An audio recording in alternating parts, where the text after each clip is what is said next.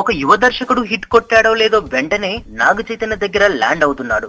విక్రమ్ కుమార్, సుధీర్ వర్మ, విజయ్ కుమార్ కొండ, చందు మొండేటి ఇలా సక్సెస్ ఇచ్చిన దర్శకులు చాలా మంది వెంటనే తమ తదుపరి చిత్రాన్ని చైతన్యతో ఓకే చేసేసుకుంటున్నారు. అలాగే భలే భలే మొగాడువే చిత్రంతో భారీ హిట్ ఇచ్చిన మారుతి కూడా తన తదుపరి చిత్రాన్ని చైతన్యతో చేస్తాడన్న గాసిప్స్ వినిపిస్తున్నాయి. ఇంకా దీనికి సంబంధించిన అధికారిక ప్రకటనలు ఏమీ రాలేదు. కానీ తెర వెనుక దీనికి సంబంధించిన మాటలు అయిపోయాయని, చైతన్యకి మారుతి ఒక లైన్ కూడా చెప్పాడని సమాచారం. కొత్త జంటకి భలే భలేకి మధ్య చాలా గ్యాప్ రావడంతో ఈసారి సినిమా కోసం ఎక్కువ సమయం వృధా చేయకుండా అందుబాటులో ఉన్న హీరోతో చేయాలని మారుతి అనుకుంటున్నాడట.